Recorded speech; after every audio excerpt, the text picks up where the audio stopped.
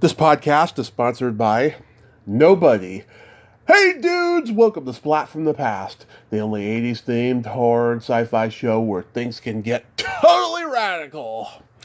Now today I will be welcoming a legend of 70s, 80s irreverent sketch improv comedy, and I am talking about Jed Mills. Jed was part of a very groundbreaking improv group that I don't think gets the respect it deserves, and I'm talking about War Babies. Jed was part of this improv group for, a decade or so, and it was just a very underrated group. And Jed has had a great career since then as a character actor. I mean, he's been in so many great movies. My Favorite Year, the horror classics New Year's Evil and Kiss Daddy Goodbye. He's guest starred on shows like Lou Grant, Too Close for Comfort, Cagney and Lacey, Alf, Twin Peaks, Seinfeld. He was in Scorsese's Casino, and he was in Rabbit Test, celebrating its 45th anniversary. He'll be my second guest from that movie, and I cannot wait get to talk about, that irreverent time of sketch comedy and get to talk about, film and television. And he is a survivor of drug use. He has a one-man show that he sent me on DVD called Choices. And this is going to be a great conversation. I can't wait. Very eclectic. So yeah, here is my interview with Jed Mills. Hello. Hey, Jed, welcome to the show. How are you today? Oh, I'm just super fine. How you doing, Tommy? I am just spectacular. This is such a great honor. Thank you for taking the time today. My pleasure, my friend. So going back in time, did you gravitate toward acting early on in your childhood? As a child, watching television in the early 50s, I would see my name. We used to be John Mills all over the screen because there was an English actor by that name. And I watched all these English movies, and I would fantasize it was me. Yeah. And I was like 11, 10 years old. So back then, I always said, yeah, I'm going to be an actor when I grow up. Not that I've grown up, but since then. But yeah, I've always wanted to be an actor, basically. I can relate. When I was a kid, I wanted to be with John Mills' daughter, Haley Mills. I kind of worked for a couple of days with her sister. What's her name? Oh, yeah. I can't remember her name. A long time ago, we were getting ready to do a TV series. Back in, I guess it was... Donna Mills? Donna Mills. Yeah, Thank you very much. That's right. Donna Mills, yeah. Lovely lady. And I always loved the other one. Haley Mills. Excuse me? Haley Mills. Haley Mills. Always loved her from the time she did Pollyanna. Oh, yeah. She did a movie before that with Horst Burkholz called Tiger Bay. Oh, yeah. And John Mills was in that as well, her father. Right. And he was kidnapped by Horst Burkholz. And I met him because he came to see my show once, and we spent about 40 minutes talking afterwards. You know who he was? Who? Horst Burkholz. What's his name again? German guy. I think he was German. Horst, Horst, Bulklz, or something like that. Lovely man. He was in the Magnificent Seven. Oh, okay. Yeah. He was a guy who followed them all over the place, and then they finally let him in. I remember now. Yeah. The original one was Yul Brynner. Yeah. So, yeah. So and did along the way, I've met so many people, worked with some of the greatest. I mean, after watching Peter O'Toole in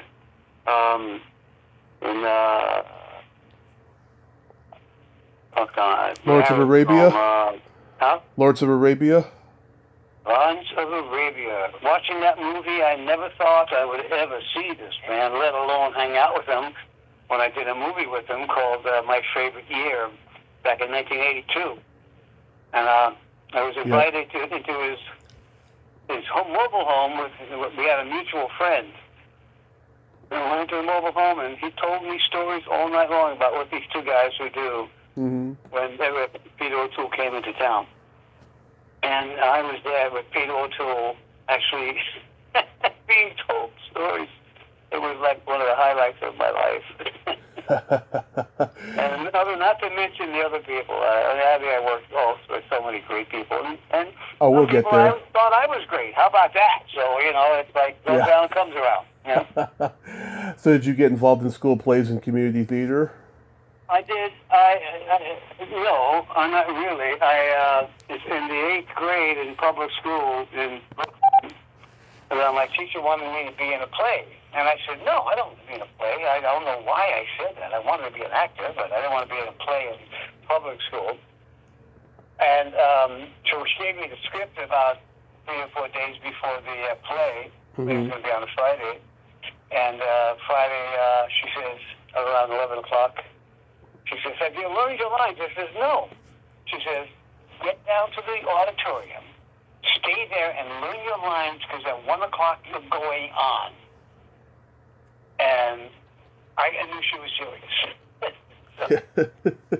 So I got the script, went down to the auditorium, learned my lines, did the play, and I was hooked. Wow. I was hooked. Yeah. So after high school, did you attend college? After high school, I went into the military. Mm-hmm.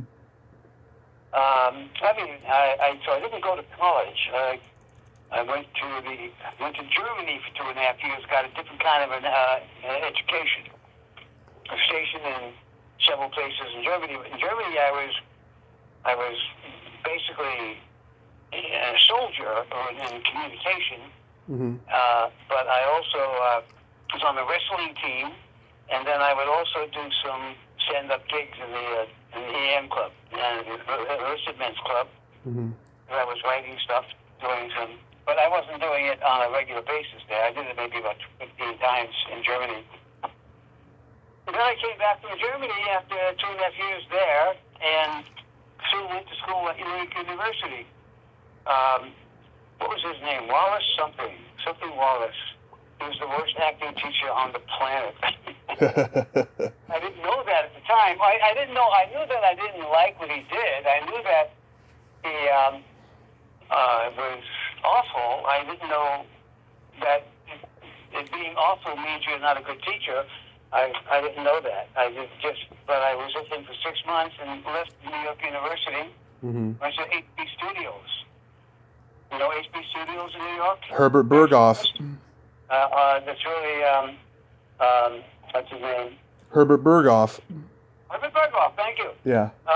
Was there for a year, and it was great. You know, I did some scene stuff, but the story that changed my life was becoming an improvisationalist. You want to hear it? Oh, in just a moment, I wanted to ask you, when you were at HB Studios, like, who were your classmates? Anybody we would know? I have no idea. Oh, was that long ago? It was a long time. I'm 82 years old, you know. Yeah.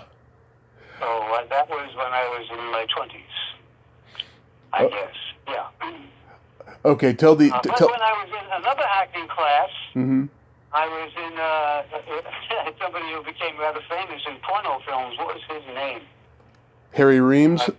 Thank you, yes. It was just a guess. It was just a guess. Excuse me? It was just a guess. Big one. Right, Harry Reams, yeah. I never got to be friendly with him, but he was talking about he's an actor and he does films. Who knew that he was doing porno films? Yeah, because I know he did some legit films too, so that's why it was just a guess. Wow, no, yeah. I don't know any legit films he's done, or I don't know any porno films he's done, because I think I watched the porno movie for 3 minutes and turned it off and said, this is not my cup of tea. Yeah. If I ain't doing it, I don't want to watch it. Yeah. Yeah, New York was it was a small community back then. Like, everybody knew each other. You know, it was pre-internet. Well, I was also into the village at the time, the music, Bob Dylan and those guys. Joan Baez. I wasn't friendly with them because I wasn't a musician, but I would go down to the village a lot Mm-hmm. for the music at the folk music, the folk houses, and I spent a lot of time doing that before I actually got more serious doing acting. And that's when I guess I got married. Mm-hmm. I went with the gal, and she got pregnant, and then you got to do the right things and all that. So we got married, and we're still friends after all these years. But we only lasted together about 2 years. Mm-hmm. And my son is my best friend. Our son is my best friend in the world still. He's 55 years old now. Oh. And his name is Eric Mills, and he's a brilliant actor. But he gave up acting because he was getting married to a gal, and he needed to make money. And he was just on stage. He was brilliant. He did 5 plays in one night, short plays. It's 5 different characters, one night, and it blew me away. Absolutely, Eric Mills. He was wonderful, and handsome, and generous, and gentle, and tough at the same time. But we were all Brooklyn boys, Yeah. I mean, I was on a gang in Brooklyn before I went into the Army. I was in high school. Wow. That probably must have really set you straight eventually. Well, my gang, even though we had a turf and we protected it, we never really had opportunity to protect it too much, except one time with the Gremlins, another gang, whose leader was a guy by the name of Danny Marino, who all he wanted to do was be a mobster, a gangster. And it turns out it became a very successful one, and he was in line to take over Gaddy, whatever the fuck his name is, the role when Gaddy was going to jail. But he gave it to his son instead. Danny Marino, very famous, very successful mobster. I'm sure he's killed several people. And he was this handsome 17-year-old boy that was intense. Italian boy, Danny Marino, obviously. And he wanted to be a gangster. That was his life. Wow. And a couple of guys on his gang got caught up with a couple of guys from my gang, and one of his guys had a gun and shot Louis Como and killed him. One of my friends got killed. That's when I quit the gangs. That's when our gang disbanded, when Louis Como got killed. Some of my guys were going to college. They were smart guys. A couple of guys were low lives, but mostly it was a bunch of intelligent people, just Brooklyn boys who had a gang. Yeah. Something you kind of had to do when you're a teenager.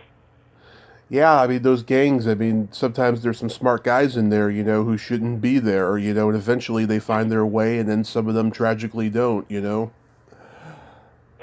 Louis Como got out of the Navy. He was in for 4 years. He was 22 years old. He was out of the Navy for 6 weeks, something like that.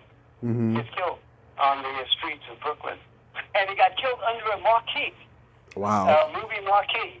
And the 2 movies were Time Limit and My Gun is Quick. Those are the 2 movies they were playing. So there's a picture on the New York Times, Louis Como being held in the arms of Jimmy Artinelli, Jimmy Ace, we called him, and above them was those two marquee movies, My Gun is Quick and Time Limit. And it was one of the most amazing pictures. I'm trying to get a hold of it. I used to have it years and years ago. It was the front page of the New York Times. Interesting. Wow. So tell me the improv story of how you got in.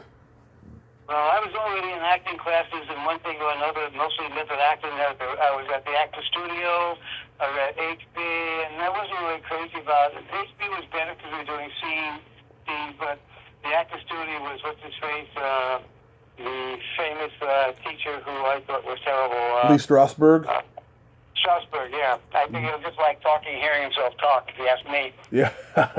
And he says Marlon Brando was one of his students. Marlon Brando says, not true. He was there for one day, thought he was full of shit. I left it and went back. It's in his book. Songs my mother taught me. Marlon Brando. He'll tell you that very story. Mm-hmm. So that's all about. I wasn't crazy about that. And then I'm in the West Side Actors Repertory Theater in method acting. I wasn't crazy about method acting. And one day I was with my girlfriend on my motorcycle in summertime. Mm-hmm. On a Friday, we went to see a movie called Joe with Peter Boyle. You know Peter Boyle, obviously. Oh, I know that movie too. Yeah. Joe, you know the movie? You know the movie? Yep. Joe? I have. Well, we watched that movie on a Friday afternoon, decided on Saturday morning to take my motorcycle and go upstate New York to where Angie's family had a house up in Kovac Lake. And we went up there, and it was right on the border of Massachusetts. Mm-hmm. And also on the border is a place called Lenox, Massachusetts. So we decided on that afternoon to go over to Lenox, Mass, a music fair, which was going on at the time. It was like a June or something. Beautiful weather. We motorcycled over there, got to the place, and all kinds of tents up and crafts and shit. And Nancy and I are sitting on the grass. She's on the motorcycle, sitting on the motorcycle. And who's walking towards us? Guess. Let's see. You told me the story on the phone last week. I'm trying to remember who it was. Oh, Peter Boyle. Peter Boyle. That's right. Walking towards us, and he says we're doing an improvisational theater show, improv show, something like that. Audience participation, and in that tent over there, we'd like you to join us. So I said, well, I don't do improvisation. Yeah. I can't even walk one step without having to practice it for 2 hours. But there's only one word. But he said, well, come on over anyhow. So we went over there. We walked in with him into the tent. It was a full tent. A woman by the name of Janet Coleman was the hostess and the director.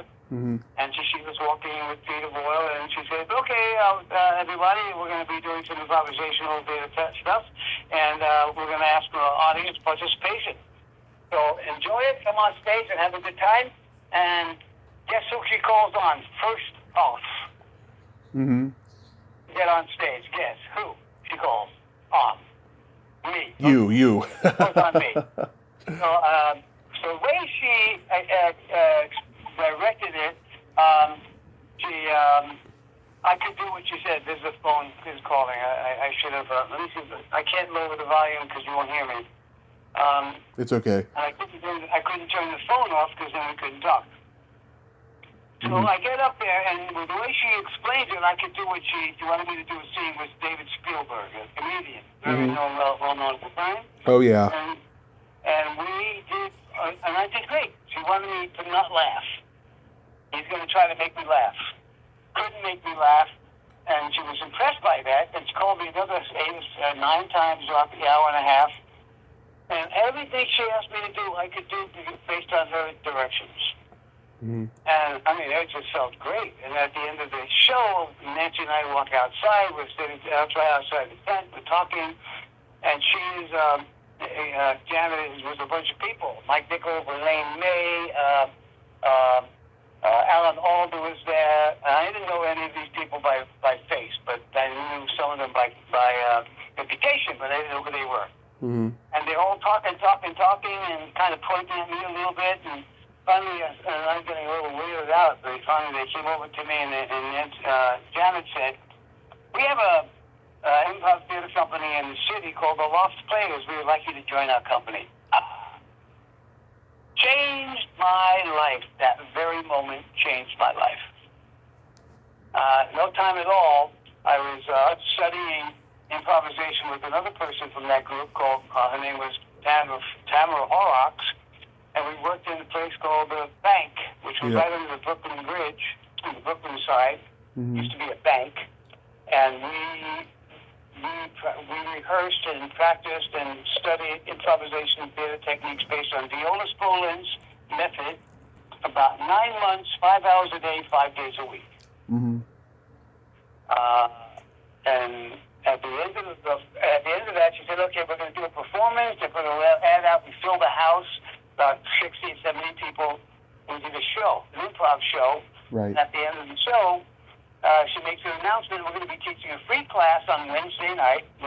this was, I don't remember. I think it was a Saturday night.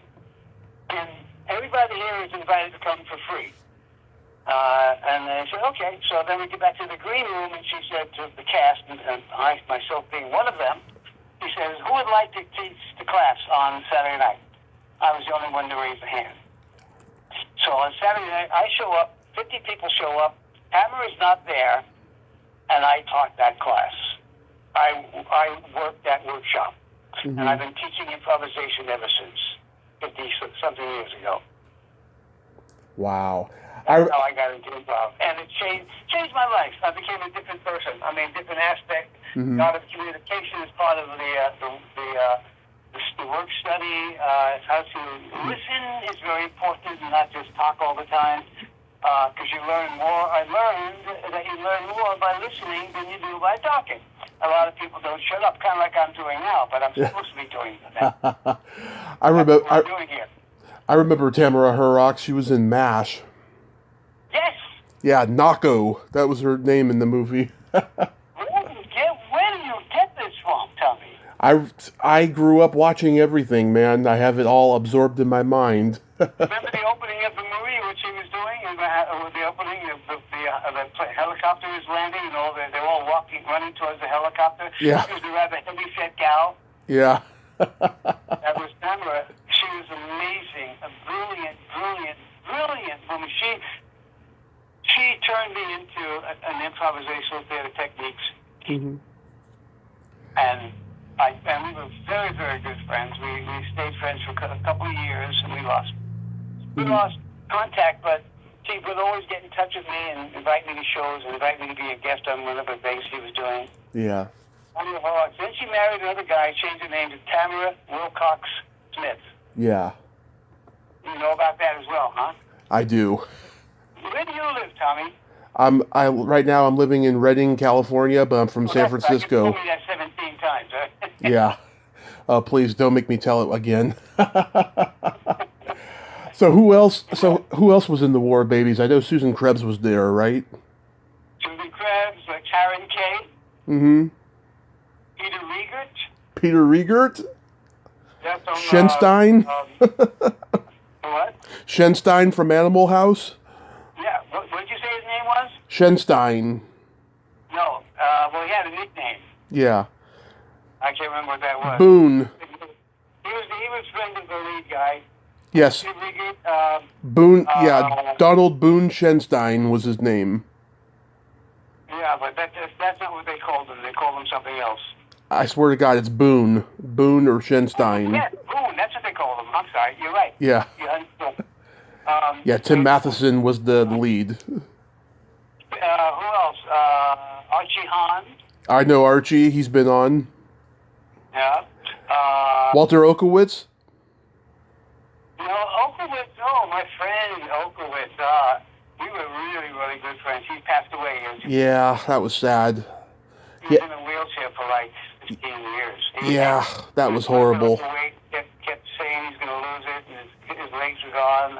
Yeah, that was horrible. That was horrible. Yeah. Walter Okowitz. I love that man. Great man. Was in it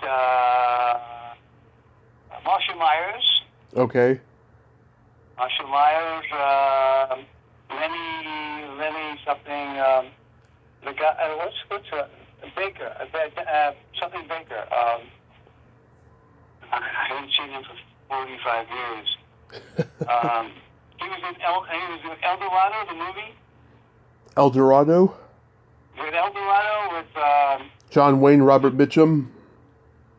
No, not that one. Not El Dorado. It was a much more modern movie in the early 80s. Jeez, I can't remember his name.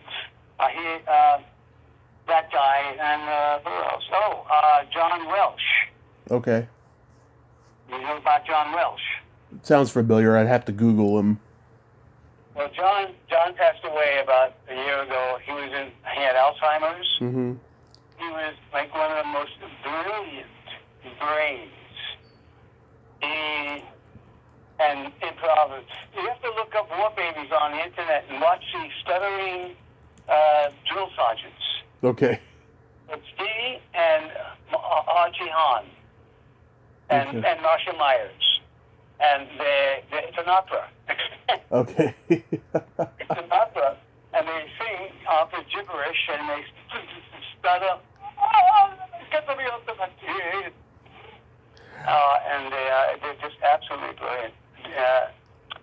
One of the most amazing men you'll ever meet. He could do a New York Times Sunday crossword puzzle in about 20 minutes. I mean, the man was a fucking genius. Wow. Right? And the sweetheart. God. Were you guys? He married a woman by the name of. She played Miss Jones in the original Devil and Miss Jones. Okay. I just read her review that she wrote on my play choices. Did you ever get to watch that? I did, and it was very riveting. We'll get to that. But okay. Were you aware at the time that you guys were in the middle of a comedy revolution? No. I mean, we knew that we were like we were one of the originals. Early on, not right early on, but and that we were considered one of the best improv groups in the country, and there were some good ones. But the Groundlings weren't great improvisers, not truly, and not great. They were just very, very good. Some of them were very talented. Yeah. But they didn't do improv based on viola spoken. I don't know what they did. I'd go see them once in a while. I say these guys aren't doing pure improvisational theater techniques. Mm-hmm. But they were smart, like Pee Wee Herman building a character and becoming fucking world famous for that. Yeah. And they still have a school running, and more babies. We just fell short of being good business people. Mm-hmm. But we were great improvisers, and anybody who had seen us said they'd never seen any other a group as good as us. And the reason we were so good is because we were pure viola spoken students of her, and we were strict about it. We never played down to an audience. We always played as intelligent as you can, and it's funny. I never tried to be funny, but the things we created were slice of life relationships that we created in seconds between one person and another. Yeah. Without doing it in a way that you never calling the person by a title. You never said, "You're my wife," and I'll tell you something. Uh-huh. We never did that. We behaved like she was my wife, or whatever relationship was. But we were totally against titles. Mm-hmm. Always relationships and building them as honestly and as committed as we possibly could, and we could possibly do it very well. And we did a lot of space work. You know what that is, right? Right. And we only had on the stage with us was 2 chairs. Never any props. No umbrellas, no mustaches, no canes, no scarves, nothing. No jackets, nothing. Just 2 chairs. Mm-hmm. Those chairs could be used as chairs in the car, seats in the car. They could be used as sofa watching TV. They could be in a bullfight or a Dodger game. They could be. We could get on one of them and have it be where you're selling a speech. A chair was anything you could make out of it, and we made many things out of 1 or 2 chairs. Mm-hmm.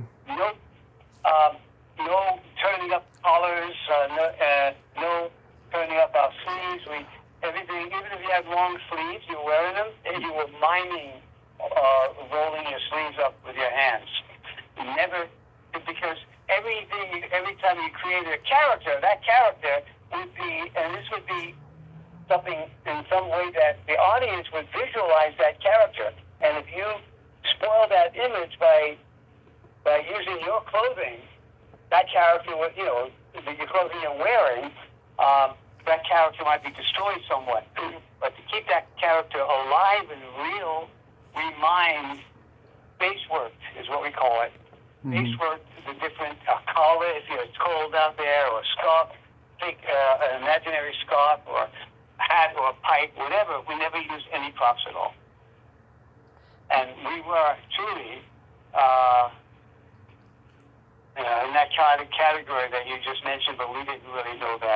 Mm-hmm. time. We just knew that we did the work, and we were committed to it. And every now and then we would hire somebody new.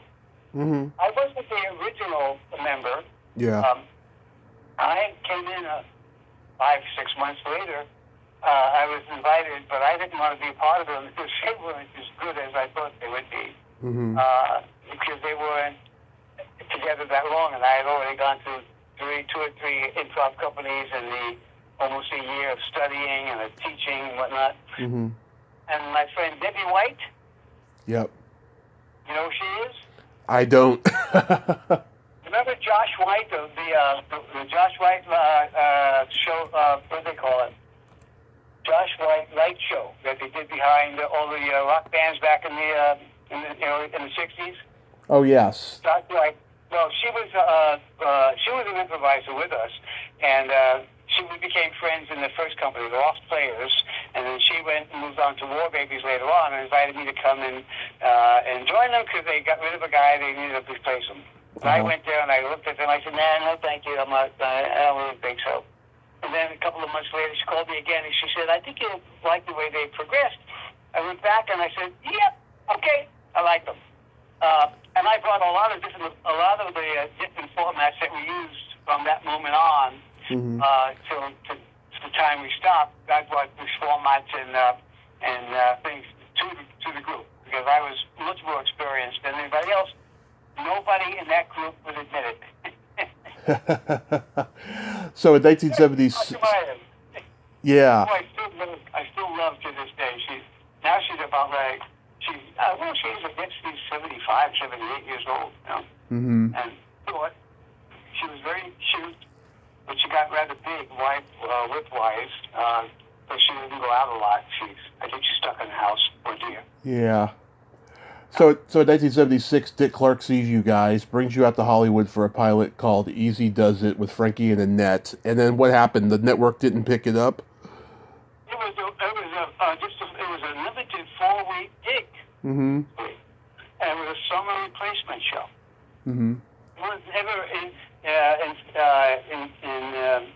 supposed to be picked up, or was in a position that they might pick it up. It was just a replacement show. We didn't know that when we got it. They brought us out there and paid us peanuts, and we did the show.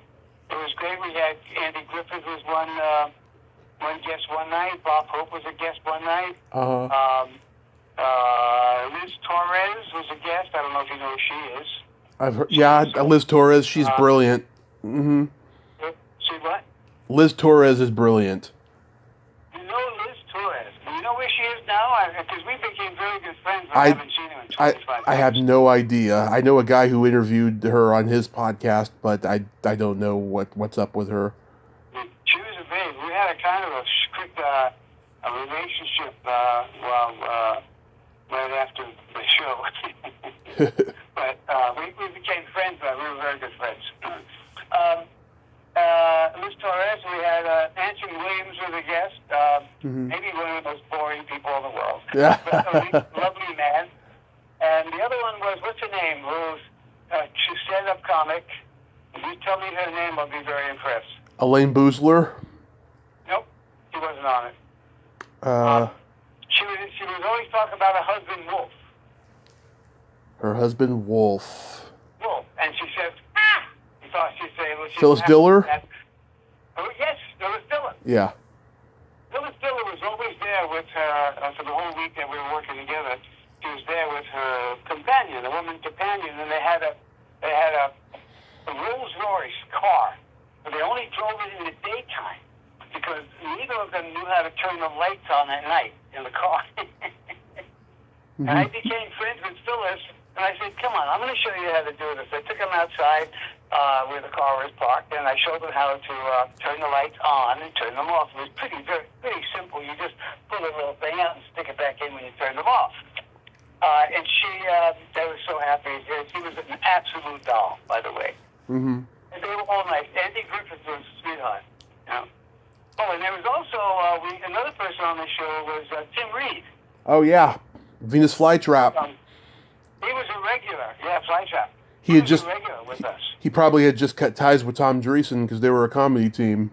They were a comedy team. That's right. Yeah. Yeah. They worked Vegas mostly. Yeah, Frankie and Annette, they did a couple of shows that didn't go in the 70s, and then Annette had to go do the peanut butter commercials, and Frankie, he had to do whatever he could because they were just considered, yesterday's news with that, teen branding, Yeah, but he traveled and did shows all over the country. He and Fabian and Bobby Rydell. Yeah. And Fabian couldn't carry a note in a handbasket. Yeah. But he was. I did a movie with him actually. Yeah. A movie called Kiss Daddy Goodbye. Yeah. And I love that movie, by the way. Say again? I love that movie. You've seen it? I'm a horror fan, yeah.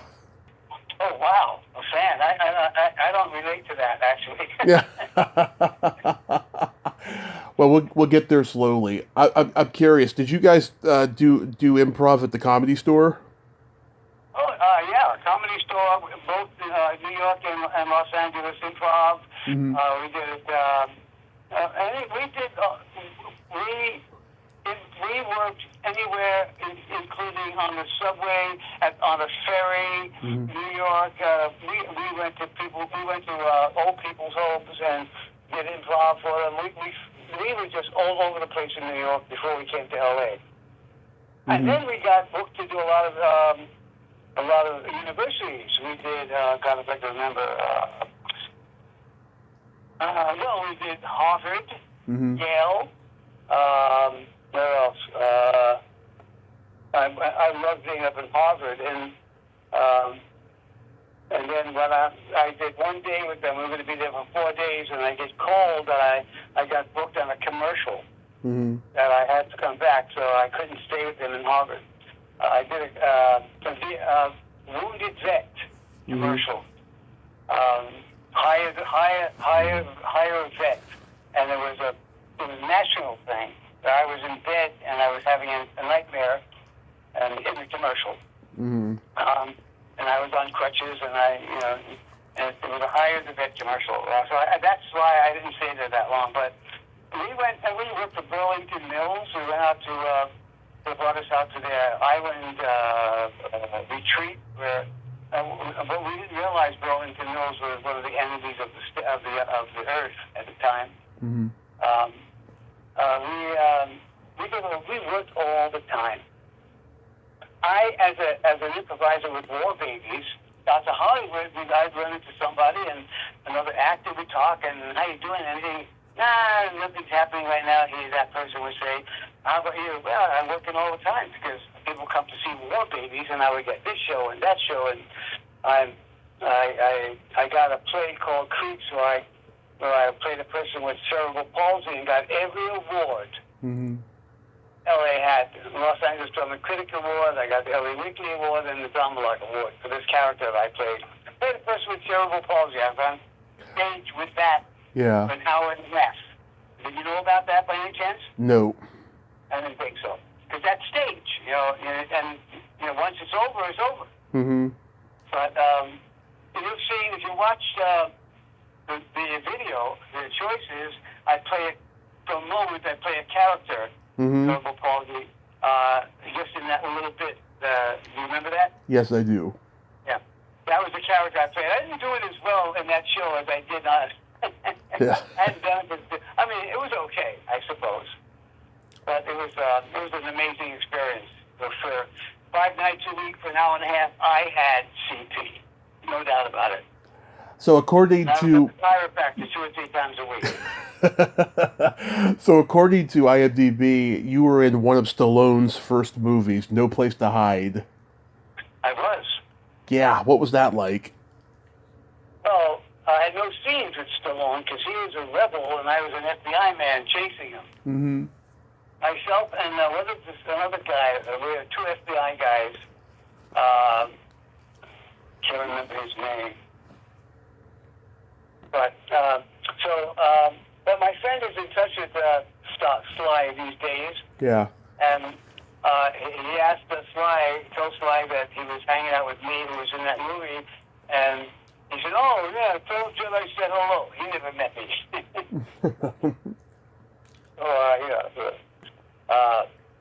Yeah. He was already not friendly, from what I understand. Oh yeah. There. He was never like a friendly. He was a brilliant guy. There's no doubt about that. Oh yeah. I mean, look what he's done for himself. You know? Oh yeah. A couple people have told me mixed things about him. You know, I guess that just comes with the territory of being a huge star like that. Yeah. Who told you? Different people that have worked with him. Yeah. Yeah. I am a huge fan of Rabbit Test. I used to watch this movie over and over again when I was a kid. God. Yes, It's no wonder I'm so fucked up. You're my second guest from it. I've talked to Mary Steele Smith, who played Billy Crystal's fat sister in it. And you did? Who? You said you just interviewed her today? No, I interviewed her a couple years ago, and okay. I've had her on a couple times actually. What was Joan Rivers like as a director? My Joan Rivers story. Okay, I'm doing the one of the first scenes she shoots. She's a director, right? Yeah. So the actors get on stage and and they get in place, and she says, and this is how she did it. Action, I guess. Mm-hmm. And I went over to her. She loved war babies, by the way. Mm-hmm. That's how we got that job. Susan was going to be in it, but her agent wanted way more money than she was offered. It was ridiculous. Mm-hmm. I went over to her and I said, "Listen, you're the director. These guys, you know, they will push you around. Don't let them do that. When you say direct, you're not action. Say action." Yeah. And I taught her how to say action. Yeah. And from that moment on, she said, "Action!" She was a doll. I loved her. Yeah. Absolutely loved her. We would go to her office, and there'd be her little son and daughter, right? She has a daughter, Melissa. Melissa, yeah, and her husband, I can't remember his name. Edgar. Edgar, yeah, he was like, what a frump. I heard. He was a frumpy guy. But he was very quiet. You never heard a word out of him. But Joan was an absolute sweetheart. I loved it. Yeah. Yeah. Rabbit Test. Is it a good movie? What was her name that raped Billy Crystal? The actress. Oh, Joan Prather. Who? Joan Prather was the actress that played his love interest. That was the one that supposedly raped him in the laundry room or wherever that was?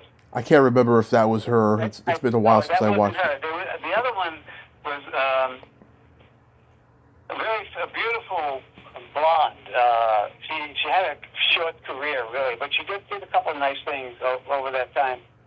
I can't remember her name, but she was very nice. And Billy was a sweetheart. He was a cool guy. It's also Michael Keaton's first movie. He plays a sailor in the bar. I've never seen the film, actually. Mm-hmm. You know what? Maybe we went to a screening. I just don't remember it. Yeah.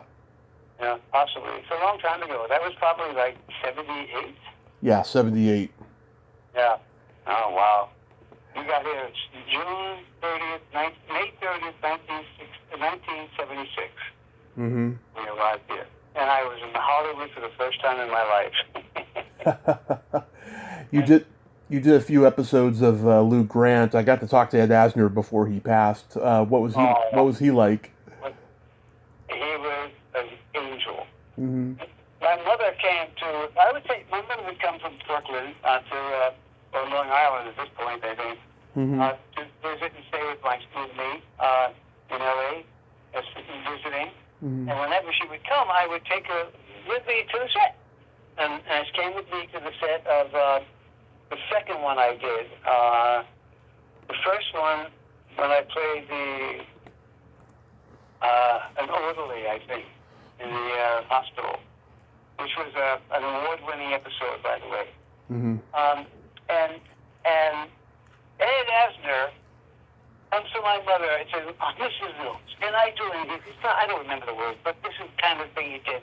Mrs. Mills, can I do anything for you? Would you like me to? And he got her drinks, some water, something like that. Mm-hmm. And then once, month later, we go to this Japanese restaurant on Sunset Boulevard in Gallo Gulch. My mother was with me, and I walk in there, and I sit my mom down, and somebody else was with me. I can't, maybe my girlfriend at the time. Mm-hmm. And then I walk in the restroom, and there's Ed Asner sitting by himself. And I went over and I said, hello. He said, how's your mom? I said, oh, she's here with me. He said, where is she? I said, well, she's over in so-so. He got up and went over and said hello to Mrs. Mills. Yeah. Mary Mills, my mother, an Italian woman, even though her name, she married an Irish-English asshole. That's why I have the name Mills. Mary Mills was loved by the war babies. Absolutely, she would make lasagna, manicotti, pasta, and everybody would come over and we'd have an Italian dinner. Right. And she was loved. The other thing I was going to tell you, went out of my head. The other person that loved my mom was Lynn Redgrave. Oh, yeah. And I did you ever watch that episode, by the way, that I did? Probably a long time ago. I played a mental patient. Mm-hmm. And house calls. And it was one of the most fun thing. And I worked mostly with Lynn Redgrave. I had almost every scene in that. 2/3 of the scenes in that show was with her. She was an absolute doll. And we were on the stage, the sound stage, I guess. I can't remember where it was. Paramount or someplace, MGM, whatever. Oh, it was Universal. That's what it was. Mm-hmm. And Mrs. Mills, can I get you something? I'll get you some tea. So she got her tea, and he kept going over every time she wasn't doing a scene to talk to Mary Mills. Lynn fucking Redgrave from the Redgrave family of England, royalty. What a lovely woman. I absolutely fell in love with her. And I knew her from Hey There, Georgie Girl, from that movie. You remember that movie? Yep. Yep. And she was a fat little thing, you know. But she was actually very attractive and very lovely. And we did wonderful scenes together. Absolutely wonderful scenes. In fact, the director, I can't remember his name, David something, of that episode says it's one of his favorite scenes in television, and he uses it on his reel. As a director, his director's reel. And so, there you go. How about Galactica 1980? Say it again? Galactica 1980, Battlestar Galactica. Yeah. I play a cab driver. Right. Yeah. I was taking those two guys around. It wasn't much. It was like, I think right after I got my first guest starring role, casting person that was on the air calls me and said, would you do a small part for me? And I didn't have to audition for it. And I said, yeah, sure. There's another part. And who were the guys that they were pretty famous at the time, but I can't remember who they were. The two stars. Well, the original had Lorne Greene from Bonanza. What was his name? Lorne Greene. Well, he wasn't in the cab that I was driving. Kent McCord from Adam 12, and Barry Van Dyke, who's Dick Van Dyke's son. Those were the two guys, huh? Yeah. Okay. And an interesting thing happened when I was doing the cab driver. I was parked and we were having conversations with the director and whatnot. And this gal was watching me. This beautiful woman. And I saw her watching me. I didn't say anything. Yeah. And when the scene was over, she comes up to me and she was in love with me. I mean, I don't know if she's really in love with me, but she said great things, and we spent the night together. Nice. So, I was a pretty good-looking guy in those days, I'm a pretty good-looking younger guy. I'm still a pretty good-looking old sport, but, I don't... Now I'm married to a woman who is the most spectacular woman I've ever known in my life. fitter. You know what that is? Who? My wife is a cutter fitter for movies and TV. A cutter fitter. That means she makes costumes. Yes, she's a costumer. Nope.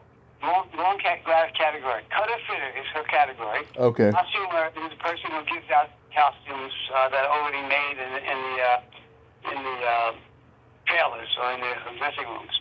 What my wife does is she makes the pattern, she cuts the pattern, she makes the item, and she puts it on. And right now, tomorrow's the last day on the Joker, the second Joker film. She's been working with Lady Gaga and what's his name, Joaquin Phoenix for the last 3 months. Joaquin Phoenix? Joaquin Phoenix, yeah. The Joker. The Joker. Yeah. The second Joker movie. That's what she's been working on. Okay. For the last 3 months. This woman, my wife, is brilliant. I mean, absolutely brilliant. She has there's no category for her to get nominated for an Academy Award. No category. I know, But it sucks. but when she works with the designer very closely, and sometimes she's half designing the clothes, and the last couple of things she did, she got the designer got the Emmy Award and said she could not have done this, and told her, made a speech. I could not have done this without Joanne Mills. Because Joanne is brilliant. This woman is amazing.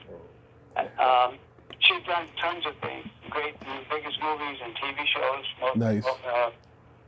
He just worked with Sofia Vergara on a thing called Emerald. I don't know if it's still called that. Hasn't come out yet. So your New Year's Evil experience. Okay, the Israeli guys, Canon Films. Yes. The way they worked was, if you had a film, they'll produce it on the following agreement. They'll put up 50,000 and you put up 50,000. And give them the script. They have control of the script.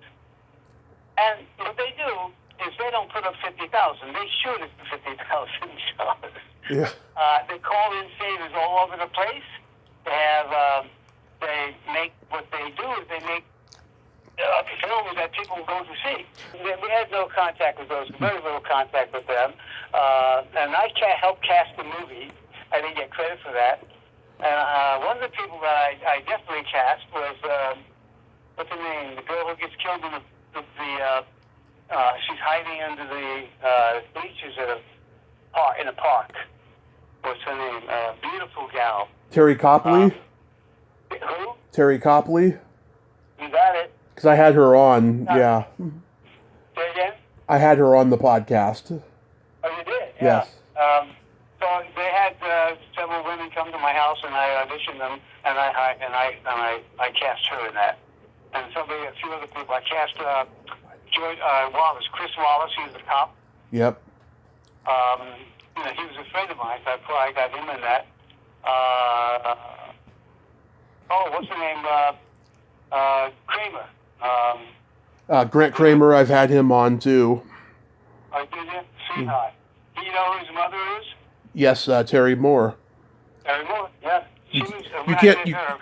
You can't stump me, Jed. I know so much. I'm not trying to. I'm just impressed by what you know. Yeah, I have I have no respect for podcast hosts who do podcasts and don't know anything they're talking about. So I think that everyone, when they have a podcast, they should know what they're talking about. You know. How am I doing? You're doing great. Oh, good. Thank you. If you weren't, I would tell you. and same back at you.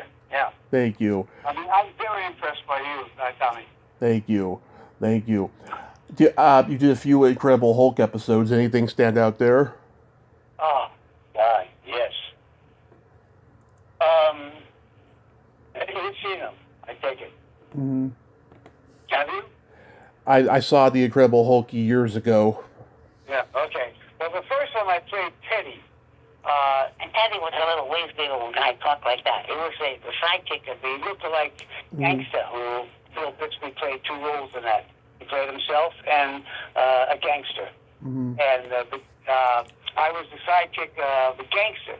I showed, and they said they wanted somebody with a little weaselly. For the audition, I showed up in an old white suit that I had for years. That a friend by the name of Gregory Rosakis gave to me a long time ago. Do you know who he was? Yes. I'll tell you about him later. Okay. And I wore a plaid shirt, like a wool plaid shirt, and a Mexican tie with the border on it. I mean, I looked really like street, but like the guy who thought he was well dressed, but he wasn't. And I went down, I talked to this right guy, I talked like that, and I went home, and there was already a message on my answering machine that I got the job. And not only that, they asked me if I would wear those clothes, the character. So then I worked with Bill Bixby. I get on the set at Universal with Bill, and the first time we had a rehearsal together, and I'm talking like the guy couldn't stop laughing. He just loved it. We became very good friends for that time. And then that was the first one. It was called Broken Image because he was two characters. And then that was the last episode, I believe, of that season. First episode of the next season, Bill calls me at home. He says he's going to be directing the first episode, first time he's ever directed one of these episodes, and would I do a guest starring role? And I said, yeah, let me think about it, Bill. Yep, I will. And it turned out to be LaFranc, who was very well dressed, very well educated, very an upscale kind of a guy, but at the same time a killer. Right. And I got to play this character, LaFranc, and it was like a whole different animal than a little Weasley guy. And he said, I said, why did you pick me for this after I did this? He says, you told me how talented I was. I didn't know it even that I was talented. You know, I just was doing what I was doing. And we worked together. That was on great. And then the last day of the show, he gets a call. He would on weekends he would pick his son up with his trailer home, and they would go places in Southern California. So was 5 years old, and he lived for this boy. But the boy had a heart problem, and his mother was I can't remember her name, but Bill met her on the first episode of The Hoax. She was a guest star on the first episode, and they fell in love, and they got married. They had this kid. That was 5 years ago from this time. Yeah. And on this particular episode, he gets called, and his wife is in Vegas with the son. The son goes to the hospital for something minor, and he dies on the table. His 5-year-old son. And I had already left by the time he found this out. When I found out about it, it was all over the news that Bill Bixby's son died. I did it on the operating table. He had to do some kind of a procedure. And I went to Universal because I found that he went to work on Monday. I went there and I hugged him and told him how sorry I was and all that shit. What are you doing here? Bill, well, come here work. And he said, I have to. I can't. I gotta work. I'll go. You know, there's nothing I can do. Nothing I can do. This is the only thing I have control over. So things like that. So that was what happened to Bill Bixby when I was working with him. Yeah, my great aunt was good friends with him. She was the head of craft services at the Hilton in San Francisco, and she knew a lot of famous people. And Bill Bixby and his family would come through all the time back in the 50s, 60s. Yeah. This was 1979. Yeah. I did the first one, and 1980 I did the second one. Right. So the kid was born. The kid was born in 1976 or 7. Right. Something like that. He was 5 years old when he died. And then a year later, his mother, Bill Bixby's ex-wife, killed herself. And then Bill got cancer and died. Yeah, that was awful.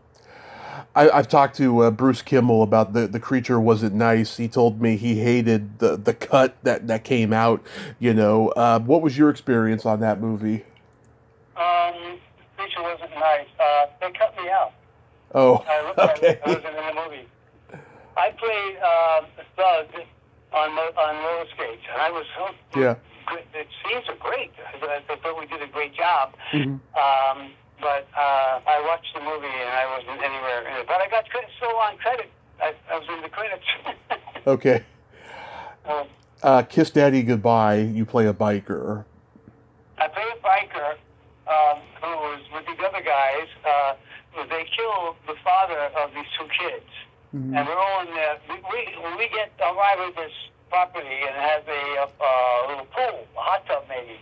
And we're in the pool and the father comes out and he says, "What are you doing in the pool?" And one of the guys shoots him dead. And I didn't like that he did that. So I got up, left it, and got on my motorcycle and disappeared with my girlfriend. Mm-hmm. However, the two boys who had, what do you call it when you can move things with your mind? Mm-hmm. Epileptic. Schizophrenic? What is it? Schizophrenic, Alzheimer's, any of those? Yeah, they can move things with their mind. So what they did was they killed the father. Mm-hmm. So what they did, they bring their father back to animated. Right? And he goes around killing all the bikers, including me. I had nothing to do with it. And the way he killed me, I'm on the beach with my girlfriend, a gal by the name of Gay, who, and she's in the movie as well. That's the only movie she ever did, actually. I said, "Can Gay be my girlfriend?" They said, "Yeah, sure." And I'll tell you about the people who wrote and directed that in a minute. Mm-hmm. So we're on the beach and we just finished making out or making love or something like that. Yeah. And I'm lying on my back and the animated dead person is crawling under the sand of the beach. His hand comes out from under the sand, grabs me by the head, turns me around, puts my hand in the sand and kills me that way. Mm-hmm. So the people, hold it, let me just get this, okay. These people were amazing. The director and hold on, don't go away. I'm coming back right now. Okay. Hey. But the Children's Encyclopedia book. Uh-huh. You know, are you familiar with that book? Oh, yeah. The first one, not the second one. Mm-hmm. Well, they put that whole book together.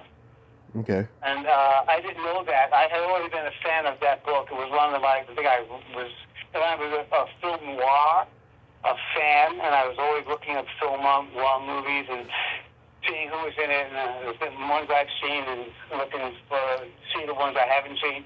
And then I go to the back folder, the back page, and the outside page, mm-hmm. And there they are, the director and the producer, a man and a woman of that movie. Other than that, I met Fabian. Fabian is in that movie. Yes, Fabian. Yeah, Fabian. And the woman who was a porno star. You remember who she is? No, I don't. I have to look it up right now. Big time porno star.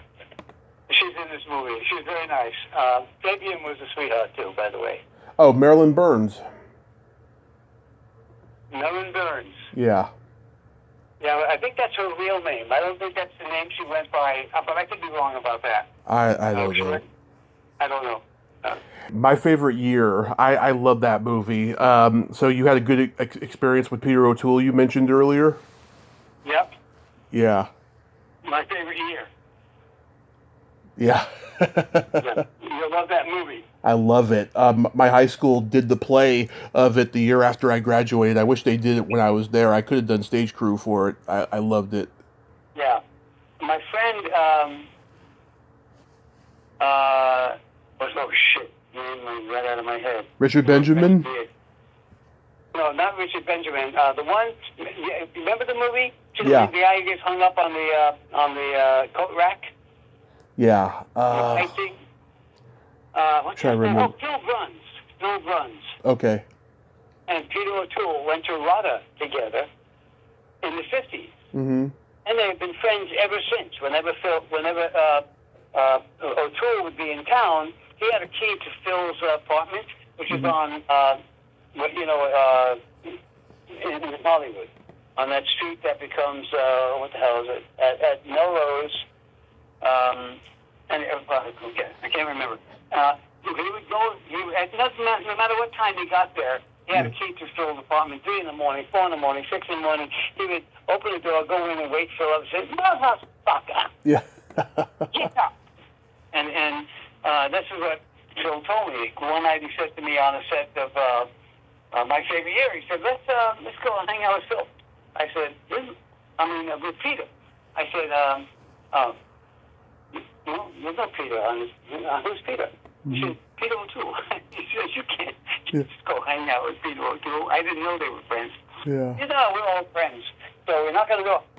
Peter opens the door, has a glass of gin on the rocks in his hand, swings open the door, and he says, motherfuckers. Yeah. His every second word was motherfucker. Okay? And then for the next 3 or 4 hours, I'm up against the counter in the mobile home. Peter is face to face with me, sometimes touching foreheads, with the drink in his hand, taking a sip every now and then. I was obviously drinking from the drink, and it never lost any. I don't know how he refilled it. I was totally mesmerized by this man. Here I am, this kid from Brooklyn, hanging out with fucking Peter O'Toole. Mm-hmm. It was the highlight of my life. Right. It turns out that every time he came to town, he would drag Phil out, and they would go on some adventure. Yeah. To tell you the one that sticks out in my mind is Peter wants to go to Mexico City. It may have been a different place, I'm not sure. So they get on a plane, and it turns out they're not going. The plane isn't going to Mexico City. Mm-hmm. So Peter said, but it's going to stop someplace else. So Peter says, I'm going to call the motherfucking president. He knows the president of Mexico. He knows him personally. Yeah. He says, and he tells him that he wants to go to Mexico, Mexico City, not whatever he said. I can't remember the town. But they're not stopping there. And the president says, okay, they'll stop there. He gets back on the plane, and the plane stops where Peter O'Toole wanted to go. And Peter O'Toole told me these stories. As it turned out, Bill would begin telling me a story, and within 3 or 4 sentences, Peter would take over and just tell me the whole fucking story. Mm-hmm. In one story, they were visiting some people in not New Mexico, but some crazy little place in the United States. And it was a no liquor town, a dry town, right. A dry state. And they get there to the airport. They're picked up by these guys, and they go to the house, and he says, "Is there a fucking drink here?" Yeah. So they bring out a bottle of Galore. Wow. And he kept saying, Galore? Fucking Galore? I can't fucking drink fucking Galore. Yeah. And this is what he did for him. I did this song and dance colors on the hits, I called it. And the whole time, he's like face to face with me, telling me these stories. Mm-hmm. Peter O'Toole. And you know what? I had my camera with me and never took one picture of us together. Oh, sad.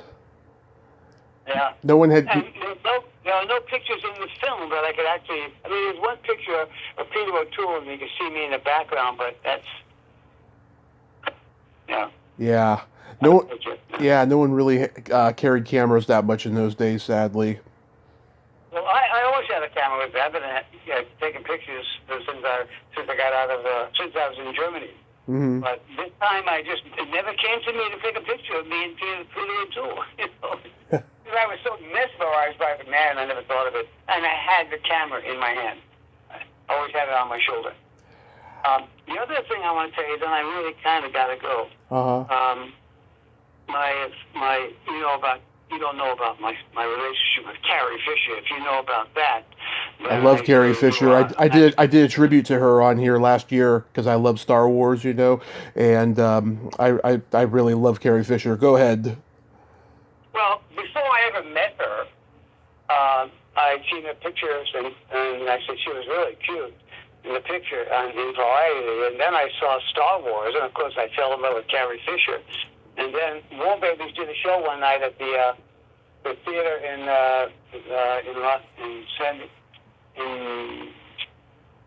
by the water. Anyhow, big theater. It was an English music house. That the improv company from Chicago ruined. In any case, War Babies did a show, and she and Joan Hackett, and Penny Marshall came to see War Babies. And after the show, they come backstage, and who am I looking at face to face but Carrie Fisher? And she comes over to me. She tells me how much she enjoyed my work on stage. You know, she was very, very nice. And she said, then she got to that she's having a party on Saturday at home. It's a daytime party. And I'd like to invite you. And I said, let me think about it. Yes, I'll be there. Carrie Fisher invited me to a birthday party. To a party. She had them over time. And so there, come Saturday, I'm at the party, I'm there for a little while, and I got a glass in my hand, and I've been sipping it slowly, and I'm looking at all of these stars, Jack Nicholson, John Belushi, Harry Gar, just like 30 of them, and me.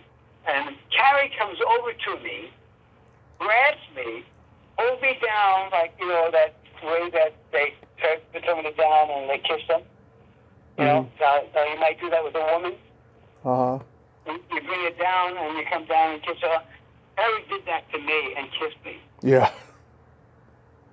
Held it for like an hour and a half. I mean, it didn't seem that. It seemed, I know I was being kissed by Carrie Fisher.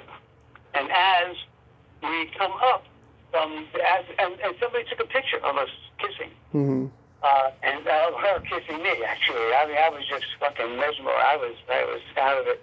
And then as soon as he got up, somebody snaps another picture. I have that picture. The first picture was in an album that I had, and I was moving, and I had all this stuff packed in the boxes, and in the garage at my niece's house. And the only thing that was stolen was this box of my personal things. One of them was this album with the picture of Carrie Fisher kissing me. But I do have the picture of Carrie Fisher, and I, as we got up, which I'll text it to you if you want it. Sure, that'd be great. Do you have a quick story about Seinfeld? Because I'm sure you get recognized for that episode every day. Not every day, but some people do. Yeah, people always telling me, "Hey, I saw you on Seinfeld." Yeah. And those shit. But Seinfeld, I probably made more money on Seinfeld than I get. I think I did that in 1986 or 93. How long? 1993, yeah. When was it? 1993. 1993. And I've been getting, after the first year, I've been getting every couple of months a residual. Every couple of months. Either for $150 or for $90 or $75, something like that. Two different amounts. All ever since then. So I must have made $100,000 on that show. The only other show I made that kind of money was Casino.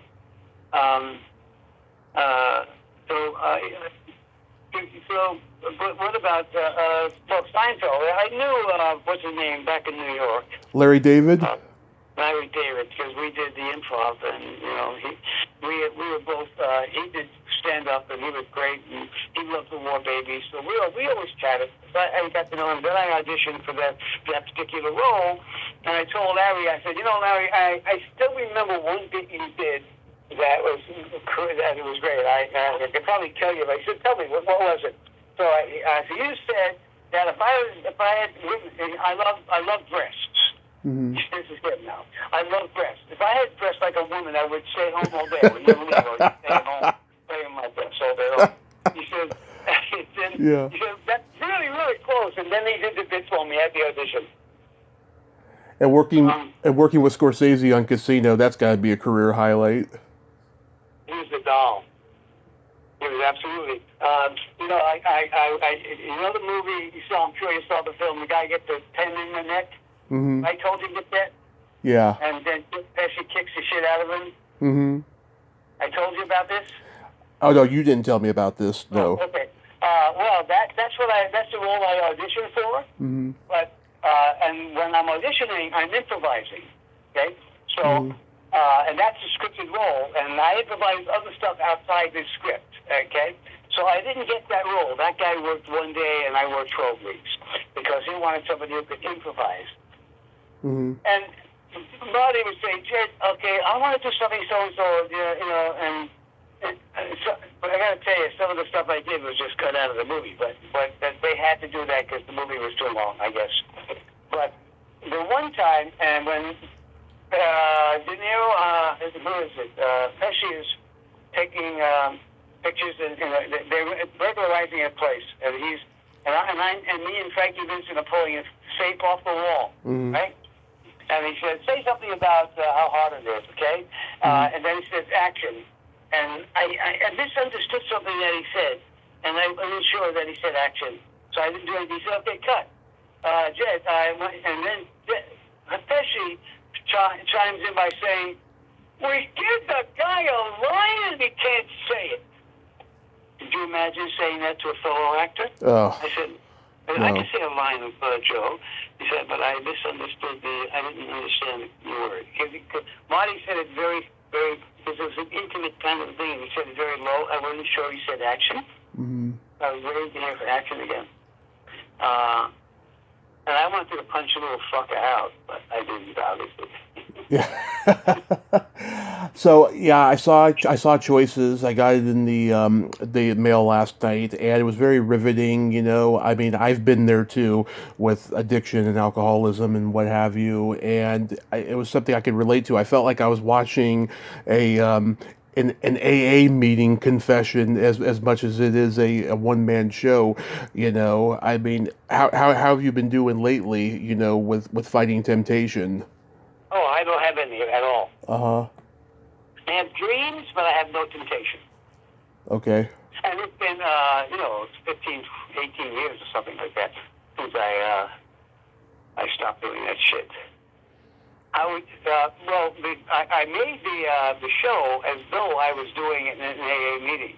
Mm-hmm. So, I mean, that's why you got that impression, I guess. I was talking to people like that. And did you watch the whole show? I watched the entire show. Oh, wow. Okay.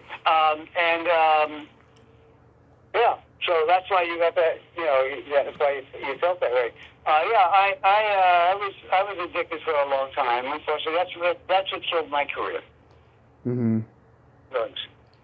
So, you know what? But I'm still auditioning now and again. And I have a great life. I own a nice house, big pool, Mm-hmm. a hot tub. I have a house, plenty of room outdoors. I have a beautiful wife and a nice home. I'm getting auditions. I teach acting. I coach people, and I do improv intensives. I've been teaching improv for 50 years. So I'm fine. Yeah. Do you get satisfaction teaching that you don't get when you're performing? Absolutely. Mm-hmm. Absolutely. I mean, I love being in front of a camera, being on stage. I've done 40 or 50 plays, and I've done, lots of movies and TV shows, and short films, long films, big films, and small films. And I love being in front of a camera. But that's, a limited time. But when I do an intensive, it's like 5, 6, 7 days working with anywhere between 10 and 25 people at a time, teaching them how to do improvisation. And then doing a performance at the end of that is like very, very satisfying and very fulfilling. So I love teaching, yes.